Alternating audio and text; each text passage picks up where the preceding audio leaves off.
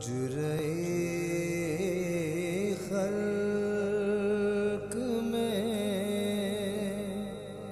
ان آنکھوں نے کیا کیا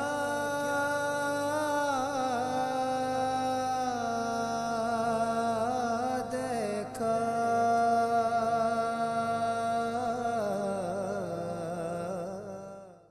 اعوذ باللہ من الشیطان الرجیم، بسم اللہ الرحمن الرحیم۔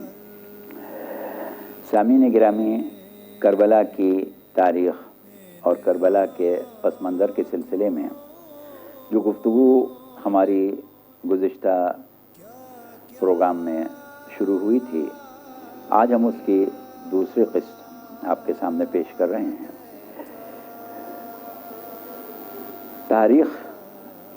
یہ بتاتی ہے کہ امیر المومنین علیہ السلام کی شہادت 40 ہجری میں واقع ہوئی اور آپ کی پوری خلافت ظاہری انتہائی کشمکش اور جنگوں میں اور دیگر مسائل میں گزری اور اتنی حالات میں آپ شہید کر دیے گئے۔ آپ کے بعد 10 سالہ دور امامت جو کہ 40 ہجری سے 50 ہجری تک ہے، امام حسن مجتبیٰ علیہ السلام کا ہے، اور بے عین ہی وہی مسائل، وہی حالات اور وہی پریشانیاں 6 ماہ تک آپ نے برداشت کیں، اور اس کے بعد آپ نے اسی میں مسلمانوں کی عافیت سمجھی کہ امر خلافت جو ہے وہ امیر شام کے حوالے کچھ شرائط کے تحت کر دیا جائے۔ وہ شرائط کیا تھیں اور ان شرائط کا انجام کیا ہوا، یہ ہماری موجودہ گفتگو میں شامل نہیں ہے۔ ہاں، ضروری ہے، کبھی موقع ہوا تو اس کے اوپر بات کر لی جائے گی۔ اس کے بعد 50 ہجری میں امام حسن شہید کیے گئے اور عہد امامت امام حسین علیہ السلام شروع ہوا۔ یہ 10 سال 50 ہجری سے 60 ہجری تک ہیں، اور یہ دونوں ائمہ کے عہد 20 سال امیر شام کی سلطنت اور حکومت میں گزرے۔ اس حکومت کا طرز عمل کیا تھا، اس حکومت میں عالم اسلام کا ماحول کیا تھا، اس حکومت میں اہل بیت کے ساتھ کیا سلوک ہوتا تھا، اہل بیت کے چاہنے والوں کا کیا انجام ہوتا تھا، کس طریقے سے ایک ایک شخص کہ جس کے اوپر محبت اہل بیت کا شک بھی ہو، کس طرح راستے سے ہٹایا جاتا تھا۔ یہ پوری ایک تاریخ ہے جو تاریخ کے پڑھنے والوں سے چھپی ہوئی نہیں ہے۔ بہرحال اتنا سمجھ لیں کہ وہ حالات کہ جو سن 40 میں امیر المومنین علیہ السلام کی شہادت کے وقت ہے، اور وہ حالات کہ جو 60 ہجری کے بعد، جسے اب 61 ہجری کہا جاتا ہے واقعہ کربلا، تو اس 61 ہجری میں 20 سال کے بعد زمانہ کتنا بدل چکا تھا، حالات کتنے بدل چکے تھے، اور کتنی تبدیلیاں عہد امیر المومنین سے لے کے شہادت امام حسین تک 20 سالوں میں ہو چکی تھیں۔ یہ بھی اول تو ایسا موضوع ہے کہ اس کو بیان کیا جائے، لیکن ہم اسے الگ موضوع کے طور پر بیان نہیں کریں گے۔ ہاں، ہماری گفتگو میں وقتاً فوقتاً یہ پہلو آپ کے سامنے واضح ضرور کیا جائے گا کیونکہ کربلا کو اور اقدام امام حسین کو سمجھنے کے لیے اکثر لوگ غلط فہمیوں میں مبتلا ہوتے ہیں یا قصداً انہیں غلط فہمی میں مبتلا کیا جاتا ہے اور یہ تاثر دیا جاتا ہے کہ عہد شہادت امام حسین، زمانہ شہادت امام حسین جو ہے وہ ایک ایسا زمانہ تھا جیسا زمانہ امیر المومنین کی ظاہری خلافت میں کوفے میں یا دیگر علاقوں میں حالات اور ماحول تھا۔ حقیقت یہ ہے کہ زمانہ بہت بدل چکا تھا، اب وہ صورتحال بالکل نہیں تھی، اور اس 20 سال کے عرصے میں جتنے بھی ایسے افراد عالم اسلام میں موجود تھے اور خاص طور سے کوفے میں موجود تھے، ان سب کو یا قتل کیا جا چکا تھا یا گرفتار کیا جا چکا تھا یا انہیں بہت ہی کمزور کر دیا گیا تھا۔ اس اعتبار سے ہم اگلی جو گفتگو کریں گے اس میں ان حقائق کو آپ سے گزارش کریں گے کہ آپ پیش نظر رکھیں۔ اب آج ہم پہلی چیز جو آپ کے سامنے رکھ رہے ہیں وہ یہ رکھ رہے ہیں کہ امام حسین علیہ السلام کا 10 سالہ دور امامت اختتام پر پہنچ گیا، سن 60 ہجری آ گئی، اور اب صورت یہ ہے کہ وہ ایک بہت ہی طاقتور، مضبوط، مستحکم بادشاہت، مطلق العنان حکومت، ایک قبیلے میں محصور رہنے والی حکومت جسے ہم حکومت بنو امیہ کہتے ہیں، یہ 20 سال اپنے استحکام کا سفر طے کر چکی ہے، اور اس استحکام میں صرف امور سلطنت کا استحکام نہیں بلکہ حکومت کے جو بھی عزائم ہیں، حکومت کے جو اہداف ہیں، حکومت کی جو پالیسی ہے، حکومت کو جس انداز میں رعایا کی تربیت کرنا ہے، جس طرح ان کے اذہان تیار کرنا ہے، وہ سارے امور 20 سال سے انجام پا رہے ہیں، اور زمانہ جو ہے وہ تیزی سے اس طرح تبدیل ہو رہا ہے کہ ایک عہد رسالت تھا، ایک وہ دور تھا کہ جو پیغمبر اسلام کا زمانہ تھا، اور وہ پیغمبر کے جو خلق عظیم کا نمونہ تھا، وہ پیغمبر کہ جس کی تعلیمات اور تبلیغات تابع وحی الہی تھیں، وہ رسول کہ جو امت پر مہربان تھا، وہ رسول کہ جو امت کا انتہائی شفیق اور خیرخواہ باپ تھا، اس زمانے کے ماحول میں اور اب اس جبر و استبداد کی حکومت کے ماحول میں زمین آسمان کا فرق ہے۔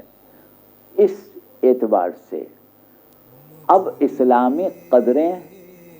کن قوتوں کے، کن مصلحتوں کے اور کن اہداف کے سائے میں آگے بڑھ رہی ہیں، یہ وہ چیزیں ہیں کہ جو حساس افراد کو خاص طور سے اپنے ذہن میں رکھنا چاہیے۔ لیکن ہم جو گفتگو کر رہے ہیں اس میں صرف ان باتوں کو بیان کریں گے جو تاریخ میں لکھی ہیں، وہ باتیں جو تصور کرنے کی ہیں، جو سمجھنے کی ہیں، جو غور و خوض کرنے کی ہیں، وہ مسلمانوں کے اور صاحبان علم کے ذہنوں میں ہی پروان چڑھ سکتی ہیں۔ ہمارے سامنے جو آئینہ ہے وہ تاریخ کا ہے، اور تاریخ کے بارے میں بھی ایک بات ہم آپ کو بتا دیں کہ تاریخ اسلام کب سے لکھی گئی، کیسے لکھی گئی، کن لوگوں نے لکھی، کن حکومتوں کی سرپرستیوں میں لکھی گئی، کن پابندیوں کے ساتھ لکھی گئی، کن ضوابط کو لازم قرار دے کے لکھی گئی، یہ ایک الگ موضوع ہے۔ یاد رکھیں کہ ہمارے پاس آج جو تاریخ اسلام ہے اس کا کوئی مورخ بنیادی طور پر شیعہ نہیں ہے، یعنی شیعوں کی لکھی ہوئی تاریخ ہمارے پاس نہیں ہے۔ دوسری چیز یہ ہے کہ جن لوگوں کی لکھی ہوئی تاریخ ہے انہوں نے تاریخیں آزادی خیال کے ساتھ نہیں لکھی، بلکہ جبر و استبداد سے سلطنتوں کی جو روشیں ہوتی تھیں ان روشوں کو پیش نظر رکھتے ہوئے تاریخیں مرتب کی ہیں۔ لہذا عالم اسلام میں جو مشہور تاریخیں ہمیں ملتی ہیں، جنہیں ہم تاریخوں کی ماں کہتے ہیں، جس سے ہم تاریخیں نکالتے ہیں، یا جن کو ہم تاریخ اسلام کا منبع یا تاریخ اسلام کا ایک بنیادی درجہ دیتے ہیں، ان میں ہمارے پاس جو مشہور تاریخیں ہیں وہ کوئی بہت زیادہ نہیں ہیں۔ تاریخ ابوالفدا، تاریخ طبری، تاریخ کامل، تاریخ یعقوبی اور اس قسم کی متعدد مشکل سے 7-8 کتابیں آپ کو تاریخ کی ملیں گی، اور عالم اسلام میں پہلی صدی سے لے کے آج تک جتنی تاریخیں لکھی جاتی ہیں انہی تاریخوں کے حوالوں سے لکھی جاتی ہیں، اور ان تاریخوں میں جیسا کہ ابھی ہم نے کہا کہ صرف وہی لکھا گیا کہ جس کو لکھنا مورخین کے لیے سازگار تھا۔ اب یہاں سے ایک بات اور ہم آپ کے گوش گزار کر دیں، وہ یہ ہے کہ اہل بیت علیہم السلام کو عالم اسلام میں بعد ختمی مرتبت کوئی اجتماعی، کوئی عوامی پلیٹ فارم میسر نہیں تھا۔ اہل بیت کو اپنی تبلیغات، اپنی تعلیمات، اپنی صحیح اور اپنی ذمہ داریوں کو پورا کرنا کبھی زندانوں میں، کبھی گھروں میں قید ہو کے، کبھی جاسوسوں کے درمیان گھر کے، اور کبھی سخت قسم کی پہرے داری اور سخت قسم کی پابندیوں کے ساتھ کرنا پڑتی تھی۔ لہذا یہ سمجھنا کہ ہمارے سامنے مورخین نے اہل بیت کے تمام واقعات کھول کے رکھ دیے، اہل بیت کی پوری تاریخ ہمیں بیان کر کے سنا دی، اہل بیت کے پورے حالات ہمارے سامنے رکھ دیے، قطعاً ایسا نہیں ہے۔ ہم کو جو تاریخ اہل بیت مل جاتی ہے وہ محض پروردگار عالم کا ایک خاص انتظام اور کچھ محبان اہل بیت کی قربانیاں ہیں، جن کی وجہ سے ہم اہل بیت کی تاریخ کو بیان کرنے کے قابل ہوئے ہیں۔ ورنہ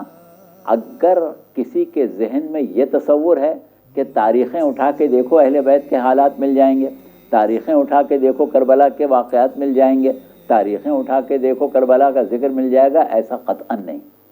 بالکل نہیں۔ یہی وجہ ہے کہ بعض مسلمان مورخین کو بعد کربلا کی تاریخ کو پیش کرنے کے لیے